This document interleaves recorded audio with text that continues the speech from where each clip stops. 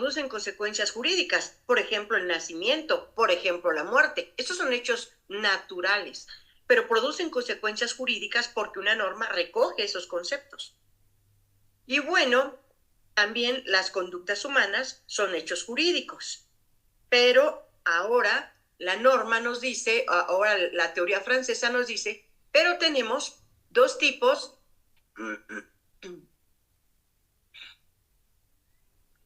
Entonces, encontramos nosotros que en lo que se refiere al hecho jurídico en sentido amplio, se clasifica en hecho jurídico en sentido estricto y acto jurídico. Entonces, cuando hablamos nosotros de acto jurídico, el acto jurídico es la manifestación de voluntad que lleva la intención lícita de producir consecuencias jurídicas. Intención lícita de producir consecuencias jurídicas. Entonces, esta...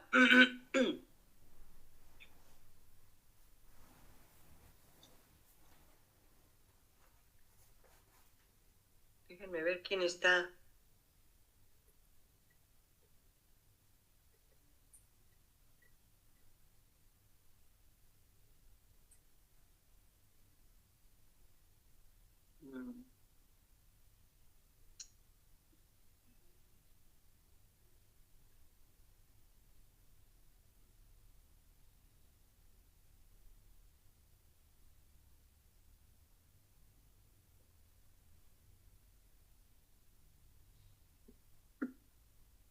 Es que para la mala suerte de usted le digo que se me complicó esta cuestión bronquial y estoy...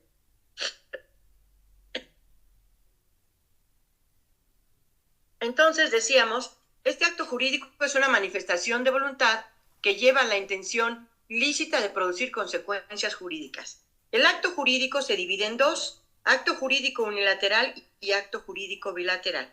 Esto es muy fácil de comprender porque el acto jurídico unilateral es exclusivamente aquel que surge por una sola voluntad. Por ejemplo, el testamento es un acto jurídico unilateral. Cuando estamos hablando de un acto jurídico bilateral es porque necesitamos la concurrencia de dos o más voluntades. Entonces, si nosotros tenemos dos o más voluntades, estamos hablando de un acto jurídico bilateral. Y el acto jurídico bilateral toma el nombre de convenio en sentido amplio. Es decir, yo no puedo celebrar un acto jurídico bilateral si no tengo el acuerdo de las dos partes. Y esto se llama convenio. Convenio en sentido amplio. El convenio en sentido amplio, escriban ahora, entonces ustedes van acto jurídico, hacen su llave y ponen acto jurídico unilateral, acto jurídico bilateral, que significa unilateral, una sola voluntad, y pueden poner ejemplo, testamento, tenemos declaración unilateral de voluntad, después encontramos acto jurídico bilateral, se llama convenio. Convenio en sentido amplio. Y el convenio en sentido amplio se define como el acuerdo de voluntades encaminado a crear, transmitir, modificar o extinguir derechos y obligaciones. Eso es un convenio en sentido amplio. Luego, el convenio en sentido amplio se divide en dos, en convenio en sentido estricto y contrato. Ya llegamos al contrato, que es lo que me interesa que ustedes tengan y entiendan qué es el contrato, porque vamos a entrar al consentimiento. Entonces, ¿qué es el convenio en sentido estricto? Es también un acuerdo de voluntades que modifica o extingue derechos y obligaciones. ¿Y qué es el contrato? Un acuerdo de voluntades que crea y transmite derechos y obligaciones. Entonces, si se dan cuenta, el contrato tiene una especialidad. ¿Cuál es la especialidad? Crear y transmitir derechos y obligaciones. Crear y transmitir derechos y obligaciones. Entonces, miren, por ejemplo, vamos a poner algo que ustedes pues están muy familiarizados, un contrato de compraventa. Crea y transmite derechos y obligaciones. Si una persona dice, vendo mi casa y vale 8 millones de pesos, y alguien le dice, sí, yo te la compro, pues ya están de acuerdo. Celebran el contrato y entonces, al celebrar el contrato, se crean derechos para el vendedor y obligaciones para el vendedor. Y se crean derechos para el comprador y obligaciones para el comprador. Entonces, el contrato, todo contrato, genera derechos y obligaciones entre las partes. Por eso se define qué es el contrato, un acuerdo de voluntades encaminado a crear y transferir derechos y obligaciones. Ustedes pueden identificar en el contrato de compraventa qué derechos tiene el vendedor, o sea, que se le pague el precio. ¿Y cuál es su obligación del vendedor? Pues entregar la cosa. Y además de entregar la cosa, como lo vamos a ver, y quienes ya repasaron las obligaciones, pues tiene que responder del saneamiento para el caso de evicción, tiene que responder del saneamiento para el caso de vicios ocultos, tiene que cumplir con todas las cláusulas que se pactaron. Entonces sí, tiene obligaciones. ¿Y cuáles son los derechos que tiene el comprador?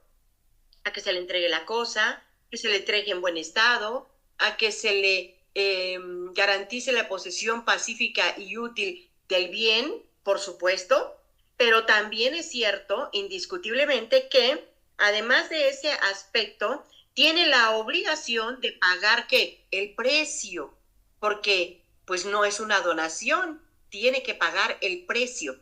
Entonces, vean, el contrato crea y transmite derechos y obligaciones. Muy bien. Entonces, si ya encontramos el contrato, nuestro temario nos dice el consentimiento. Y el consentimiento es un elemento de existencia del contrato. Fíjense, ustedes estudiaron acto jurídico. Entonces, el acto jurídico tiene elementos de existencia. Son idénticos a los del contrato, pero cambia el primero, que es el consentimiento. ¿Cuál es el consentimiento en el contrato? En el acto jurídico el elemento de existencia se llama voluntad. Entonces, la voluntad en el acto jurídico, ¿qué es? Porque todos decimos, es mi voluntad hacer ese acto jurídico, es mi voluntad haberme inscrito a este curso, es mi voluntad de inscribirme a la carrera. Y todo, ¿cómo hablamos de la voluntad? ¿Pero qué es la voluntad? ¿Consentimiento? No. ¿Lo que yo quiero hacer? Fíjese, la voluntad es la exteriorización del querer interno del sujeto. León Dugit decía, para que tú tengas voluntad, primero pasa algo en tu cerebro, psicológicamente algo pasa. Piensas, meditas, pero cuando decides y exteriorizas tu querer interno, es voluntad. Para que me entiendan, les voy a poner un ejemplo. Para los jóvenes, vamos a decir, bueno, para los varones, pues van a decir algunos, no somos tan jóvenes, ¿verdad? Pero bueno, la juventud siempre se tiene. ¿Qué decimos? Dice un jovencito, esa chica me gusta, esa niña me gusta. Ya lo está pensando. Me agrada su manera de ser. Ya lo está pensando, ya está aquí maquinando en su cerebro. Pero no le ha dicho nada. Ni le ha dicho a nadie nada. Y lo sigue pensando y cuando ve, pues resulta que la chica ya a otro se le adelantó y le dijo que es su novia y ya es novia de otro. ¿Qué pasó? No exteriorizó su querer interno. Se quedó en ese acto volitivo. Lo pensó, lo meditó, lo razonó, pero no lo exteriorizó. Entonces, cuando exteriorizas tu querer interno, manifiestas la voluntad. Esa es la voluntad, la manifestación del querer interno del sujeto. Entonces, en el acto jurídico, el elemento de existencia es la voluntad. Ahora pasamos a lo que nos está pidiendo el temario, consentimiento. En el contrato, el elemento de existencia no es la voluntad. Sí es la voluntad, pero no sola. ¿Qué es entonces el consentimiento? Entonces, elementos de existencia del contrato: consentimiento, objeto y solemnidad en los casos que así se requieran. No vamos a analizar todos ellos porque el temario solamente se refiere al consentimiento. Entonces,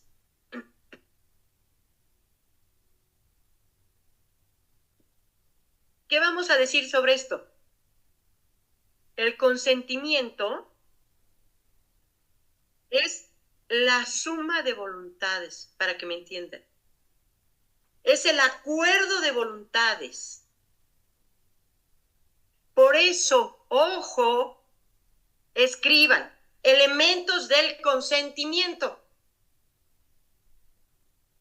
Abren una llave y colocan en primer lugar oferta. Y del otro lado, aceptación. Esos son los dos elementos del consentimiento. Para que se dé el consentimiento, necesito que una persona lance la oferta. Va dirigida a una persona determinada o indeterminada. Y del otro lado, ¿qué tengo? La aceptación. Cuando se da esa unión de la oferta y la aceptación, eso me da el consentimiento. El consentimiento, entonces, es muy sencillo de decirlo. La suma de voluntades, para que me entiendan. Voluntad, escriban, voluntad más voluntad, un signo de más, voluntad más voluntad igual a consentimiento. Por eso cuando alguien dice, dame tu consentimiento, jurídicamente está mal. Es manifiesta tu voluntad, porque para que haya consentimiento tiene que haber la suma de las dos voluntades. Pero es muy común en la práctica que todo el mundo hable del consentimiento refiriéndose al concepto de voluntad. Pero ahora que usted está estudiando Derecho, deben de entender que no es así. Que una cosa es la voluntad, que es la exteriorización del querer interno, y otra cosa es el consentimiento.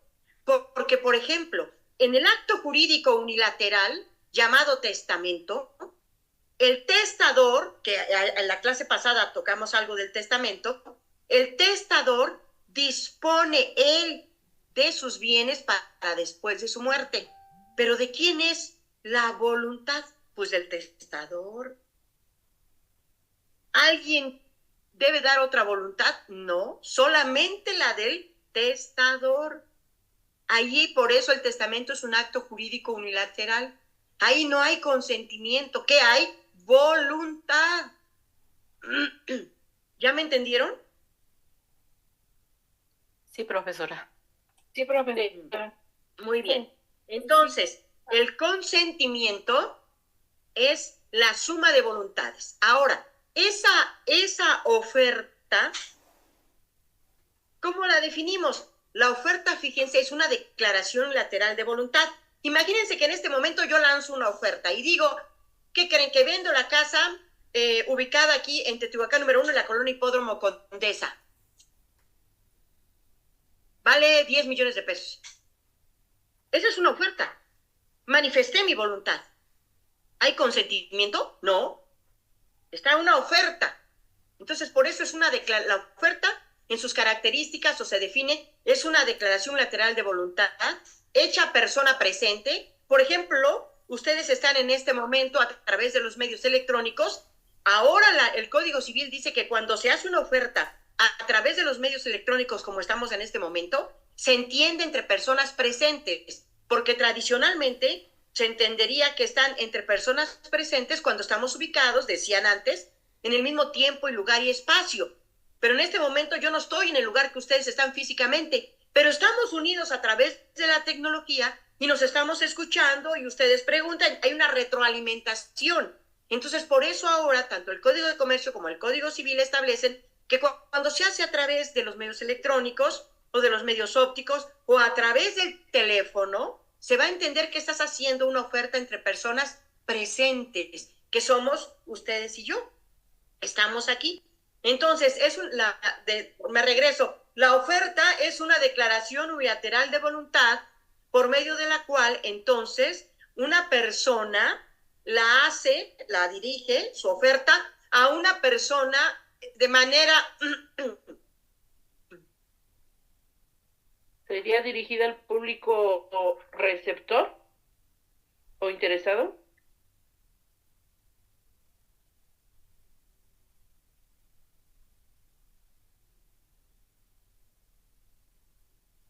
A ver, sí, exactamente, pero va dirigida a alguien en especial, pero no siempre va dirigida a alguien en especial. O sea, si yo puedo decir, le hago la oferta a Maribel, entonces ni Oscar, ni Rubí, ni Adrián, ni ustedes no, porque dije yo que la oferta va para Maribel. Entonces, por eso estoy diciendo, es una declaración lateral de voluntad hecha persona presente, o no presente, porque puedo hacerlo a persona no presente. Y, ¿qué más decimos? Es una declaración lateral de voluntad hecha a persona presente, no presente, con plazo o sin plazo, a persona determinada o indeterminada. Porque si ustedes van, por ejemplo, por la calle y ven un signo de pesos en una casa, esa es una oferta, ¿eh? Está vendiéndose la casa, pero esa persona determinada no. Es va dirigida a un núcleo general de personas, o sea, a personas indeterminadas. Entonces,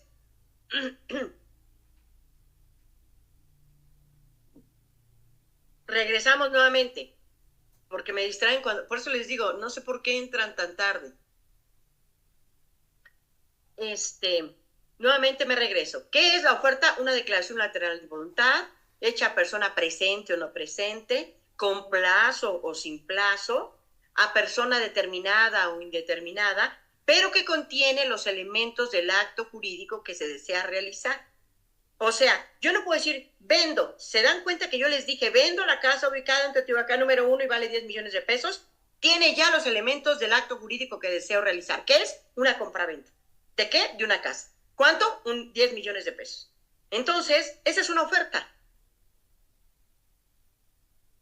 Y ese es el primer elemento del consentimiento.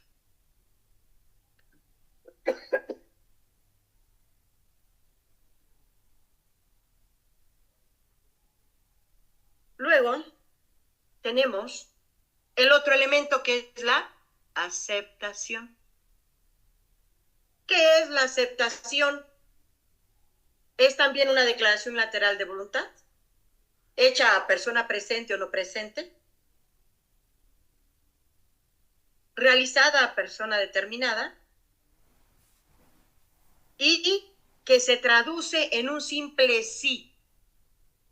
Por eso una característica, ojo, tengan mucho cuidado en esto, una característica de la aceptación es que es lisa y llana. ¿Qué significa que es lisa y llana? Que se traduce en un simple sí, que es sin condiciones, que no puedes modificar nada de la oferta, porque la aceptación es una adhesión a la oferta, sin discusión, sin modificación. Si en la oferta que yo les estoy diciendo vale 10 millones de pesos y suponiendo que su compañero Oscar dice, yo la quiero comprar, pero yo se la compro en 9 millones de pesos, ya no es una aceptación. ¿Qué me está haciendo? Una contraoferta. Y ya seré yo la que diga acepto o no. ¿Ya me entendieron? Entonces, características importantes de la aceptación es que se traduce en un simple sí, es una adhesión a la oferta planteada y es lisa y llana, es sin condiciones. No olviden esas características de la aceptación.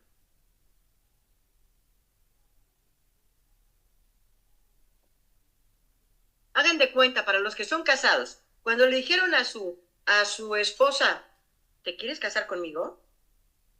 Y si ella les dijo, sí, pero mira, es que necesito, ¿qué les dijo? ¿Qué contestaron ustedes? A ver, ¿sí o no? ¿Te quieres casar, sí o no? Pues si vas a poner condiciones, pues entonces no estás aceptando. ¿Sí o no nos casamos? Eso es lo primero que quiero saber. ¿Aceptas o no? Así sencillo, esa es la aceptación. Por eso la aceptación, nuevamente repito, es una adhesión a la oferta, sin condiciones, y por eso tiene esa característica de ser lisa y llana. Muy bien. Ahora, en el consentimiento, entre personas presentes, cuando se lanza una oferta como esta que yo les acabo de hacer, en el ejemplo, no vayan a venir a reclamar que ahora venda la casa, ¿verdad? En el ejemplo que yo planteé, ¿qué sucede? Que se espera la aceptación cuando la oferta se hace entre personas presentes. La vida de la oferta es muy efímera cuando no se le fijó un plazo. Es decir, lancé la oferta, estamos aquí presentes, terminamos la clase, nadie dijo nada, y mañana me dicen, maestra, yo acepto. Fíjense que ya no está la oferta vigente. La oferta era para este momento que estamos presentes. ¿Ya me entendieron?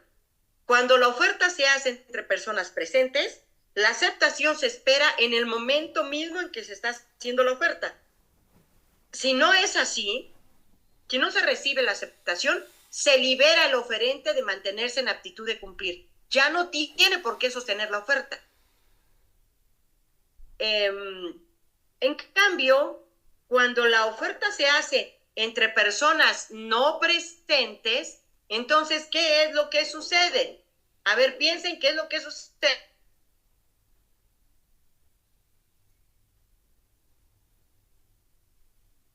Pues el tiempo de la oferta no caduca.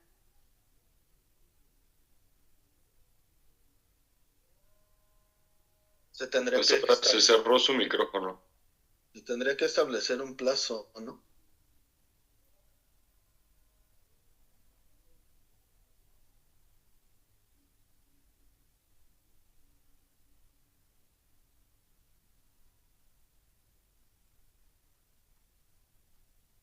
Profesora, su micrófono está cerrado.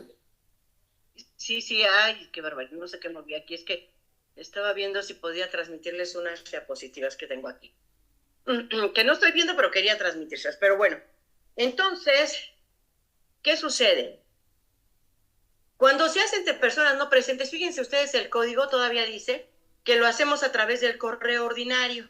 Es decir, que mandamos una carta que muchos ni conocen cómo se hace una carta, y que otros sí, porque somos de otra generación. Entonces haces tu carta, la mandas por el correo ordinario, y la oferta va a mantenerse, porque no le pusiste plazo, el tiempo necesario de la ida y vuelta del correo ordinario más 3 días.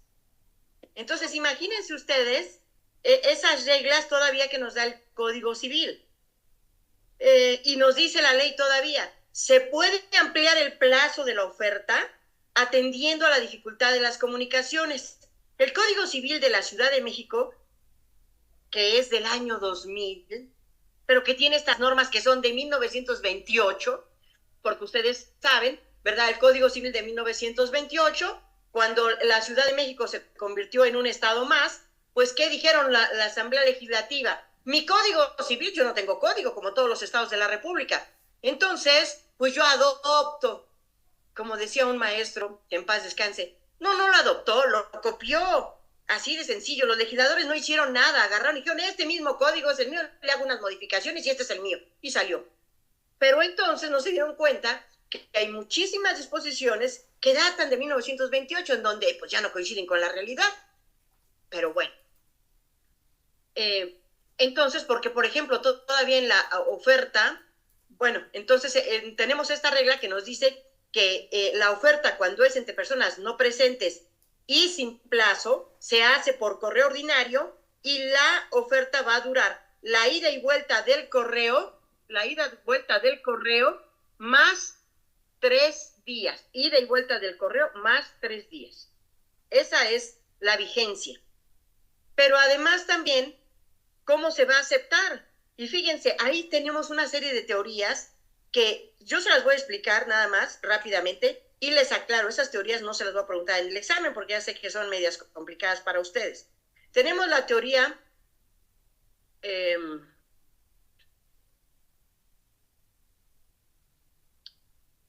se me fue, ya ven. La teoría de la bueno, se las voy a explicar y ahorita me acuerdo del nombre. Para esta teoría nos dice, haces la carta, la envías. Imagínense que yo la mando a Chiapas. ¿Hay alguien de Chiapas aquí? No. Bueno, entonces envío mi carta por el correo a Chiapas. La persona recibe la carta y dice, ya me acordé, esa es la primera teoría, la teoría de la declaración. Se entera del contenido de la carta después de que tardó en llegar.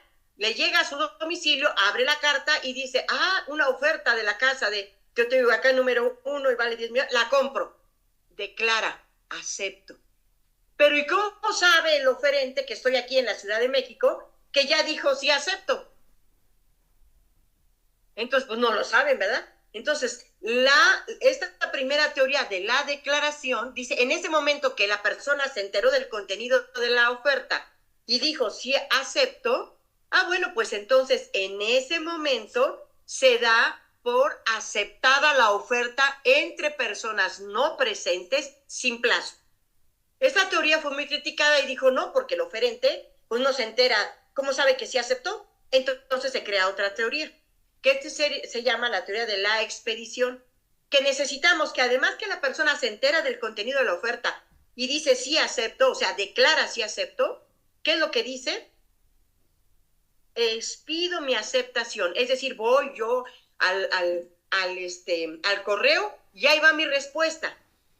Entonces, en el momento en que deja su carta en el correo, ya expidió su aceptación, entonces ya se perfeccionó el contrato, ya hay consentimiento, ya se perfeccionó.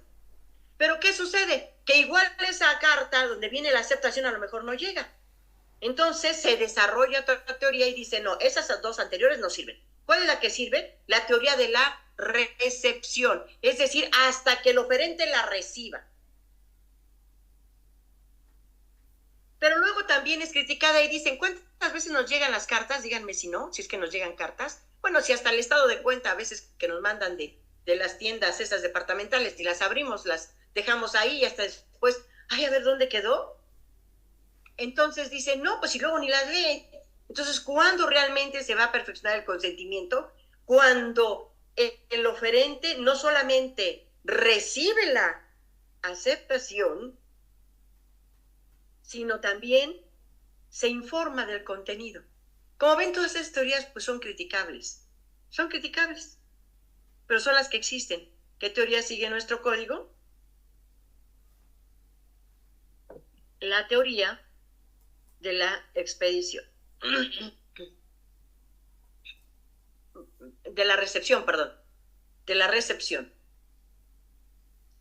Bien, entonces, esto es para que ustedes ubiquen el consentimiento. No voy a entrar a más del consentimiento. Simplemente les voy a decir dos cosas. El consentimiento es importante, ¿por qué? Porque en el momento en que se da el consentimiento surge a la vida el contrato. El contrato civil. En el momento en que las partes se pusieron de acuerdo, entonces, cuando se dio esa suma de voluntades, surge a la vida el contrato y en consecuencia todos los efectos jurídicos del contrato. Por eso decíamos la clase pasada, no andes firmando contratos nada más porque sí. No lo hagas.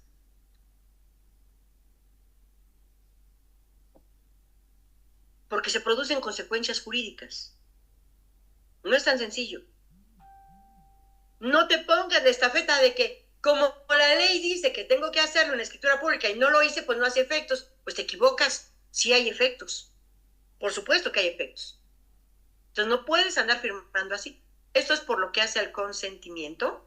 Y otro elemento importante, otro efecto importante del consentimiento, lo vemos en los contratos traslativos de dominio. Los contratos traslativos de dominio, cuando las partes se ponen de acuerdo en ese contrato que implica transmisión del dominio, ¿qué creen que sucede? Se está transmitiendo el dominio por mero efecto del consentimiento, independientemente de que se pague el precio o se entregue la cosa. Fíjense ustedes, para ustedes, por ejemplo, les voy a poner un ejemplo que vivimos en su momento. Ustedes están muy jóvenes, pero yo ya en el 85 ya estaba como abogada, aunque ustedes no lo crean. Y entonces, ¿qué sucedió? Vino el temblor, y nos enfrentamos a muchos problemas jurídicos. Uno de ellos, les voy a explicar nada más para que ustedes se den cuenta. El temblor fue en septiembre, 19 de septiembre del 85. El contrato de compraventa de un departamento ubicado en el edificio Nuevo León, que se cayó ahí en Tlatelolco, aquí en la Ciudad de México, el 19 de septiembre se cayó, se celebró en contrato privado en tantos miles de pesos. Los vendedores estaban viviendo en ese departamento.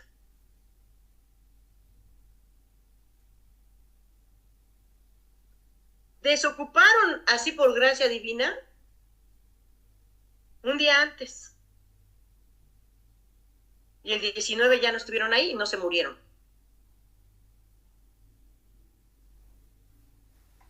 Pero tenían su contrato. El comprador dijo, ay, se cayó el edificio que compré, pero como no pagué el precio ni me lo habían entregado, pues ya no tengo nada. Y le llega la demanda de los vendedores. Me debes el precio de este objeto, que además ya se te había caído. ¿Y qué dijo él? Pues no, si no me lo has entregado. Pues no, si no he pagado ni el precio. Pues no. En el momento en que se pusieron de acuerdo en el precio y en la cosa, firmaron el contrato, se transmitió el dominio, se transmitió la propiedad. Y entonces se aplica la teoría de los riesgos. Y aplicando la teoría de los riesgos, las cosas perecen para su dueño. ¿Quién sufrió la pérdida? Usted, señor comprador. Usted es el que perdió el departamento. Y a mí me paga el precio. ¿No me lo quiere pagar? Pues por eso le demandó. Consecuencia, sentencia. Se condena al comprador a pagarle el precio, con todos sus accesorios. Entonces, esa es la importancia del consentimiento.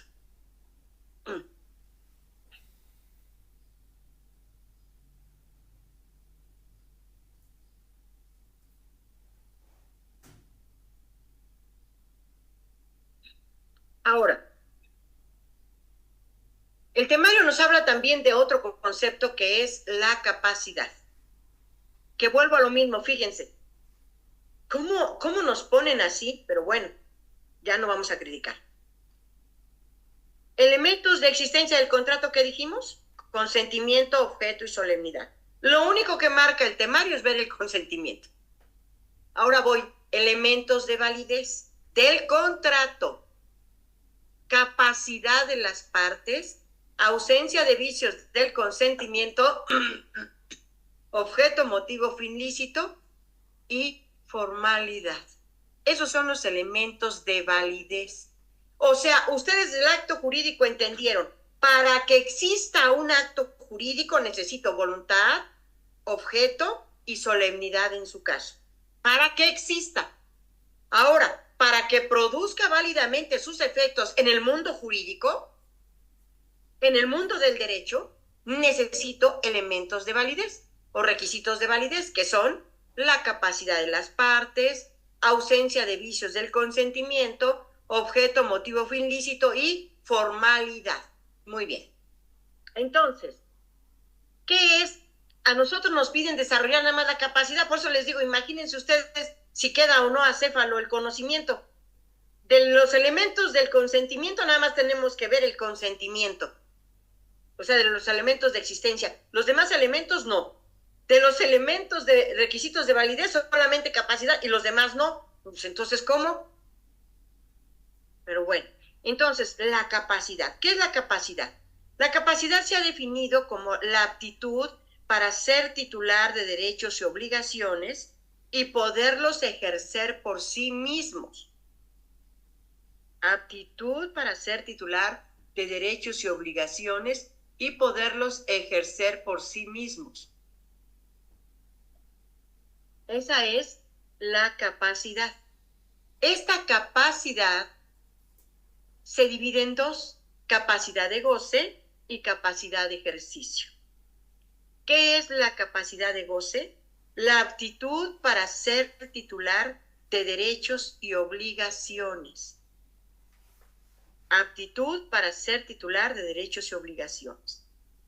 Y la capacidad de ejercicio es la aptitud para ejercer por sí mismo los derechos y cumplir las obligaciones.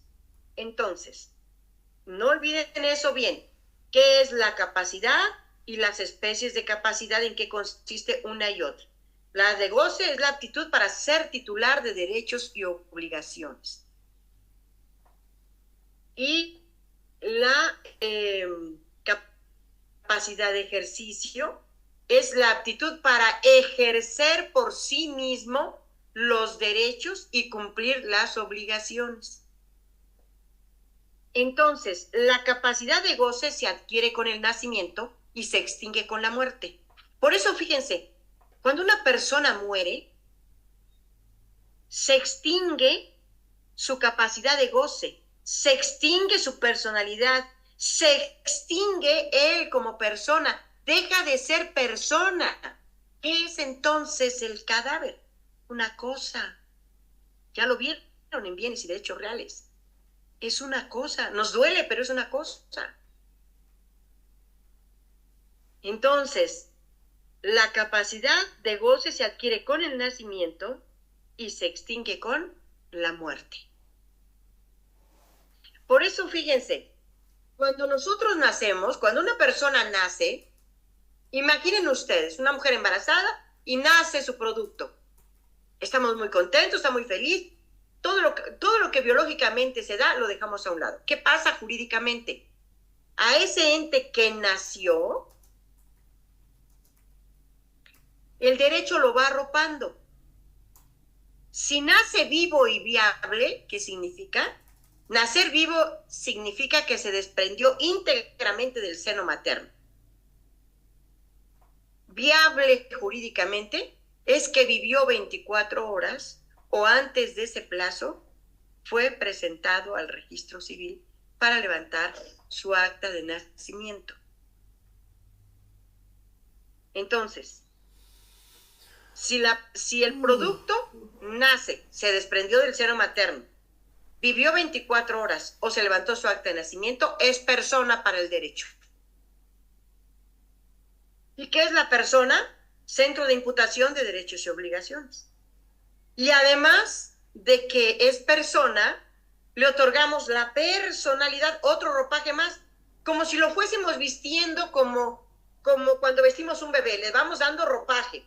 Entonces, si él viene y nace vivo y viable, le damos el carácter de persona, le damos la personalidad, que es la posibilidad de actuar en el ámbito del derecho, y le damos su capacidad de goce, es decir, la aptitud para ser titular de derechos y obligaciones.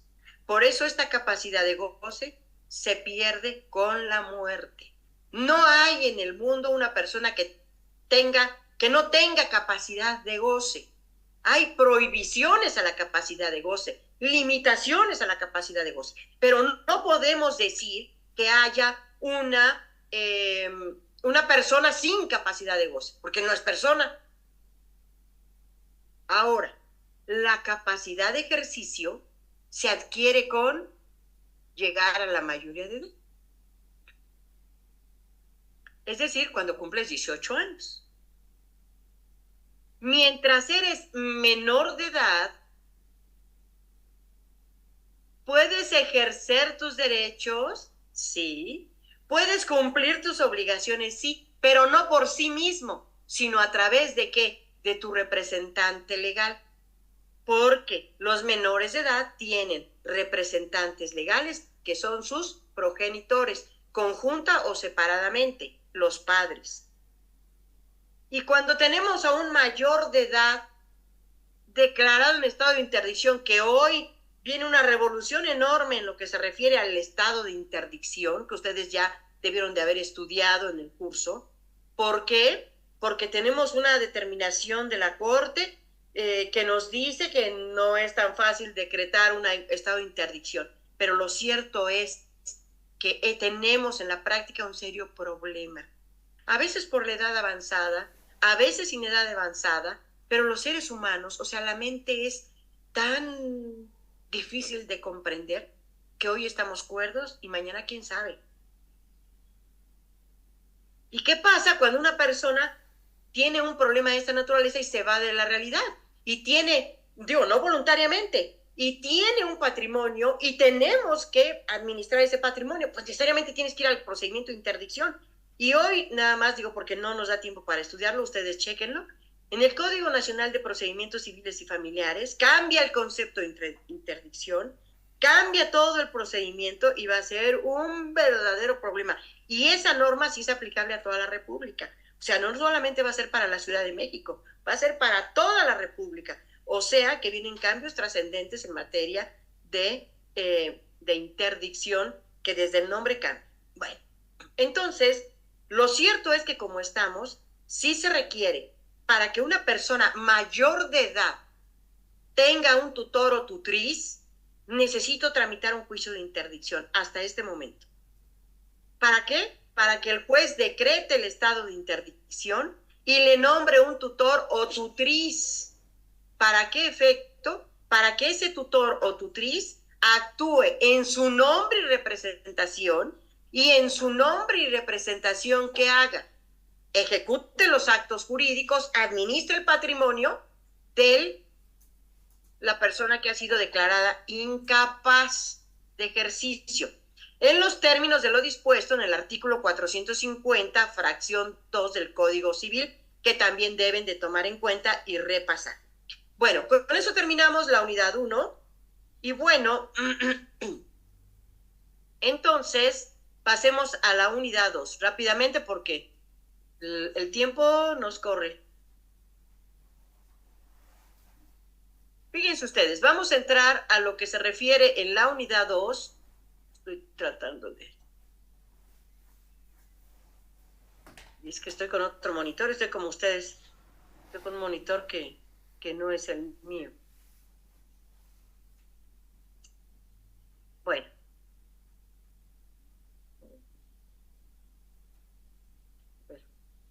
Bueno, entonces vamos a entrar a la segunda unidad que nos dice de las modalidades de las obligaciones. ¿Cuáles son las modalidades de las obligaciones? La condición, el plazo y el modo o carga. Mucho hay que hablar de ellas. Vamos a tratar de resumirlo para los efectos de este curso, porque lo importante es que entiendan y comprendan. Tiene muchísimas reglas, desde luego. ¿Qué es la condición? Vamos a empezar por esa. Bueno, la condición la podemos entender como el acontecimiento futuro de realización incierta, del cual depende la exigibilidad o la extinción de una obligación. Entonces, eso es la condición, un acontecimiento futuro de realización incierta, del cual depende el surgimiento, no el surgimiento, perdón, porque así lo define el código, sino la exigibilidad de la obligación o la extinción de la misma. Entonces,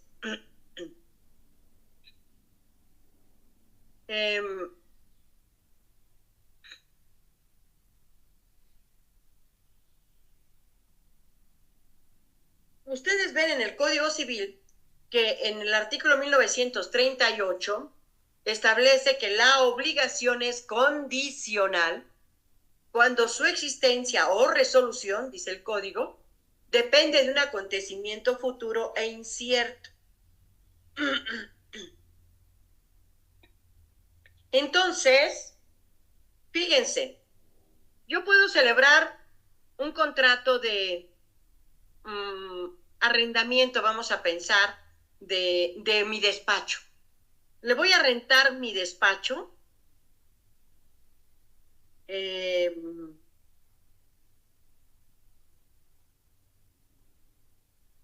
dice, si te recibes de licenciado en Derecho. ¿Se dan cuenta? Yo tengo mi despacho cerrado, pero ofrezco rentárselo a alguien si se recibe de licenciado en Derecho. Y celebramos el contrato así. El recibirse de licenciado en Derecho es un acontecimiento futuro de realización incierta.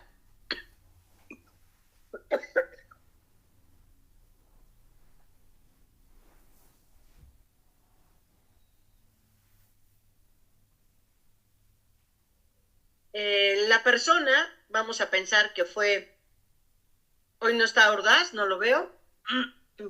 ¿Dónde está? ¿Ordaz no está?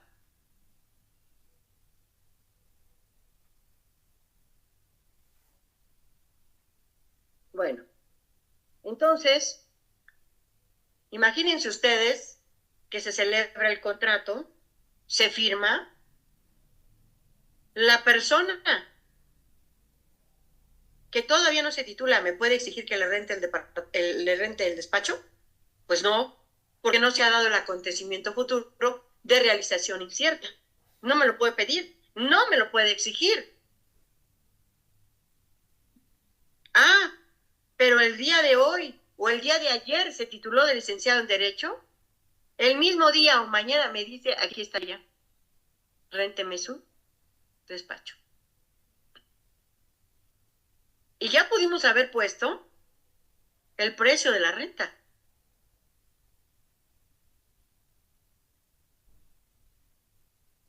Entonces, eso es en cuanto a la exigibilidad de la obligación. Pero imagínense también, vamos a otro ejemplo de condición, en donde es un acontecimiento futuro de realización incierta. Les decía, le rento a Bernal Hernández, ¿está? Sí, profesora. Imagínense que a usted le rento, muy bien, le rento un departamento y vale 6,000 pesos, barato. Y usted me dice, perfecto, pero con la condición de que cuando mi hija se case, usted me entregue el departamento, se dé por extinguido el contrato de arrendamiento.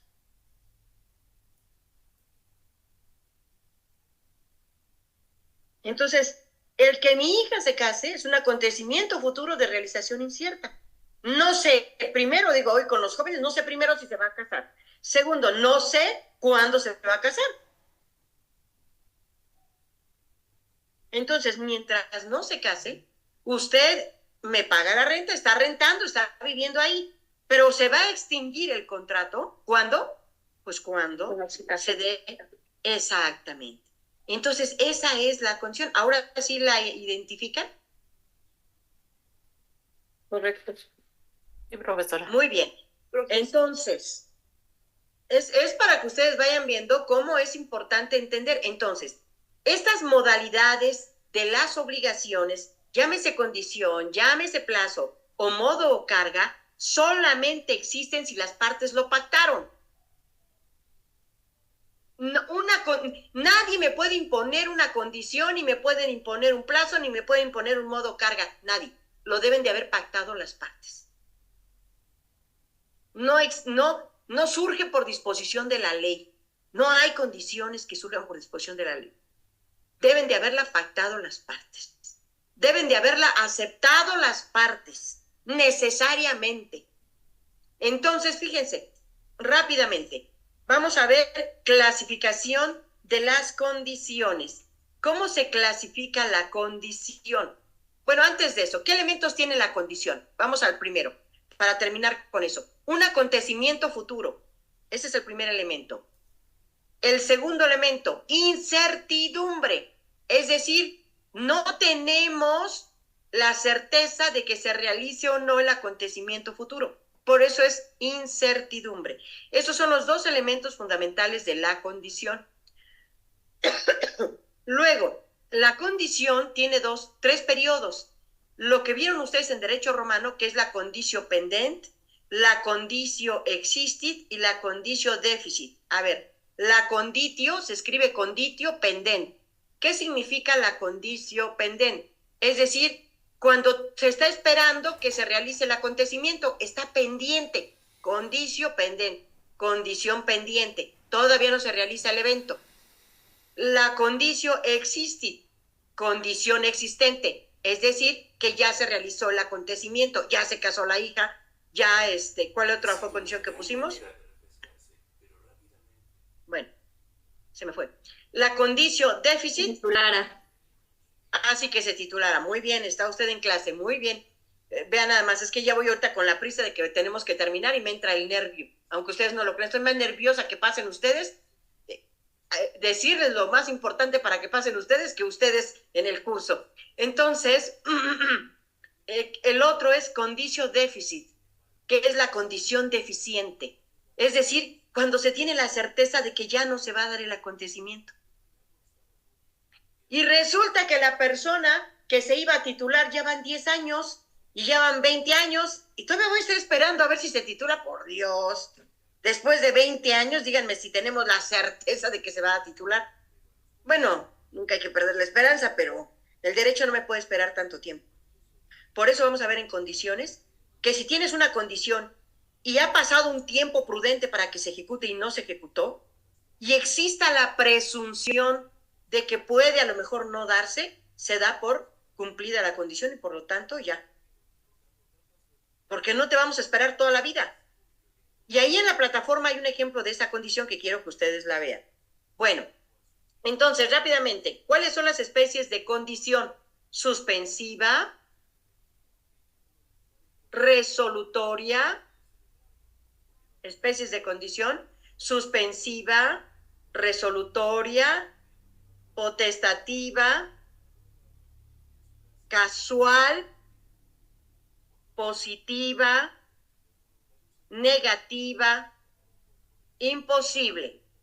Estas son las especies de condición que vamos a ver la próxima clase para que ustedes tengan por lo menos esos conceptos de cuántas especies de condición puedo encontrar en mi contrato. Por eso cuando yo veo un contrato y veo una condición, tengo que ubicar en todas ese contrato qué especie de condiciones, porque dependiendo de la especie de condición, sus efectos son diferentes. Por eso me interesa que ustedes identifiquen las especies de condición.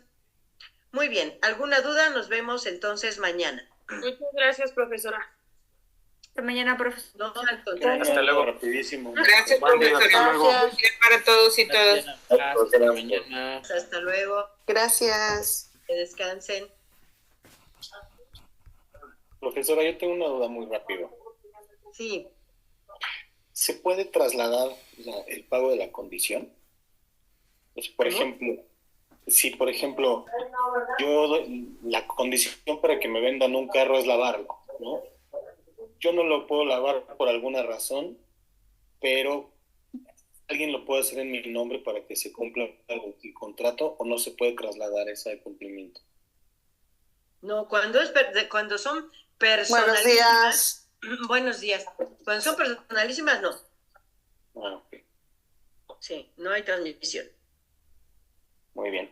Bueno, Pero si dice nada más lavarlo y no dijo usted es el que lo tiene que hacer, o sea, no es un acto potestativo que usted lo tiene que hacer, pues se lo puedo dar a lavar a quien sea y me lo leo y le contrato a alguien y que me lo haga y punto. No tengo tendría problema. que venir especificado que es personalísimo. Claro, exactamente. Con eso ustedes se dan cuenta que todo debe quedar especificado en un contrato. Nada se te debe escapar, porque si se te escapa, generan problemas. Ok. Muchas gracias, profesora. ¿De qué? Al contrario, nos vemos. Hasta mañana. Hasta mañana. Hasta mañana. Hasta mañana. Disculpe, profesora.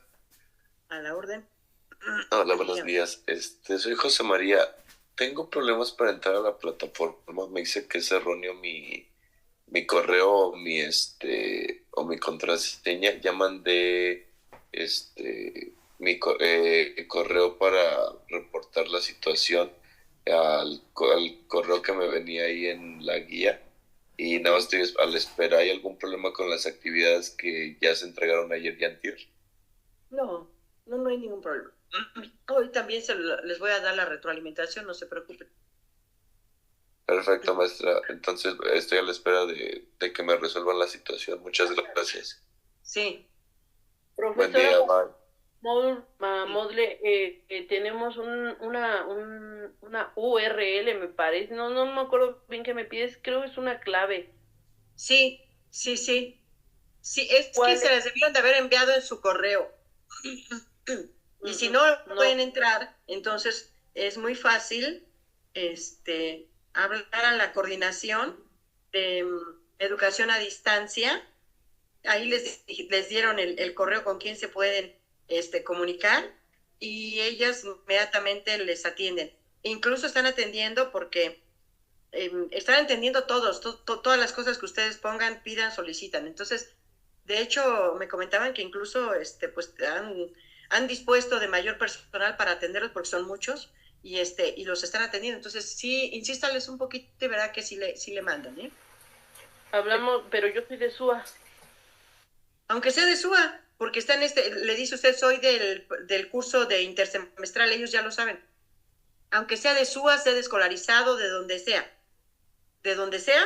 tienen el derecho y rápidamente le resuelven el problema, le mandan la clave o le mandan un tutorial para que ustedes vean cómo se puede ingresar. Gracias, profesor. Las claves creo que están siendo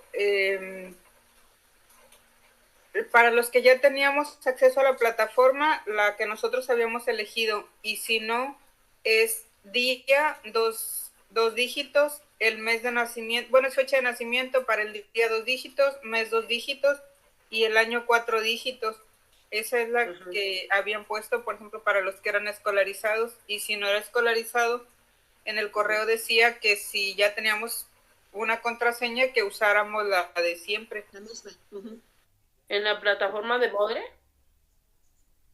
Sí. Sí, en la que estuviéramos. Ajá. Si usted es de SUA y no tiene, entonces tiene que hacerlo conforme le dijo su compañera. La fecha de nacimiento, 2 dígitos el día, mes y año. El año es con 4 dígitos.